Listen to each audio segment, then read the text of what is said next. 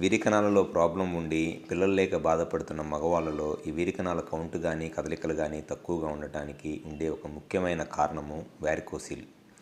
ఈ వ్యారికోసిల్ వల్ల చాలామంది మగవాళ్ళలో బీర్జాలలో ఉన్న రక్తనాళాలు వాపు లేకపోతే కొంత స్వెల్లింగ్ లాగా వచ్చి దానివల్ల బీర్జాలకు వచ్చే రక్త సరఫరా తగ్గిపోవటం వల్ల ఇవి స్పర్మ్ కౌంట్ తగ్గిపోయి మరియు కదలికలు తగ్గిపోయి పిల్లలకి ఇబ్బంది పడుతూ ఉంటారు.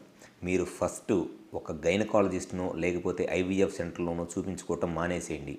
మీ ట్రీట్మెంట్ కనుక రైట్ ట్రాక్లోకి రావాలి, మీ స్పర్మ్ కౌంట్ పెరగాలి, మీ వైఫ్కి న్యాచురల్గా ప్రెగ్నెన్సీ రావాలి అని అంటే స్టార్టింగ్లోనే మీరు చేసే మిస్టేక్స్ని ఆపేసేయండి. మీరు చేసే మిస్టేక్ ఏంటి అని అంటే మీ వైఫ్ చూపించుకునే లేడీ డాక్టర్ దగ్గర ఐవీఎఫ్ సెంటర్లో మీరు కూడా ట్రీట్మెంట్ చేయించుకోవటం.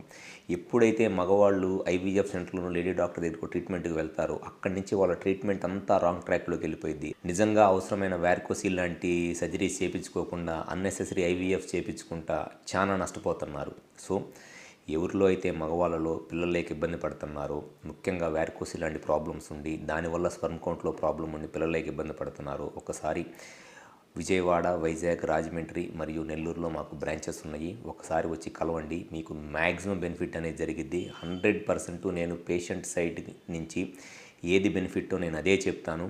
అండ్ డెఫినెట్గా పేషెంట్ ఉన్న కండిషన్కి రీజన్ ఏంటి, స్పర్మ్ కౌంట్ తక్కువగా ఉంది అని అంటే ఇదిగో నీకు పలానా రీజన్ వల్ల స్పర్మ్ కౌంట్ తక్కువగా ఉంది, నీకు పలానా ఇన్ఫెక్షన్ వల్ల స్పర్మ్ కౌంట్ తక్కువగా ఉంది, లేకపోతే వ్యారికోసిల్ వల్ల ఇట్లా ఈ ప్రాబ్లం ఉంది, ఇది చేస్తే ఇంప్రూవ్ అయ్యిద్ది, లేకపోతే అసలు ఇంప్రూవ్ అవడానికి ఛాన్సెస్ ఉన్నాయా లేదా అనేది క్రిస్టల్ క్లియర్గా 100% నేను చెప్తాను. సో దాన్ని బట్టి మీరు డెసిషన్ తీసుకోవచ్చు.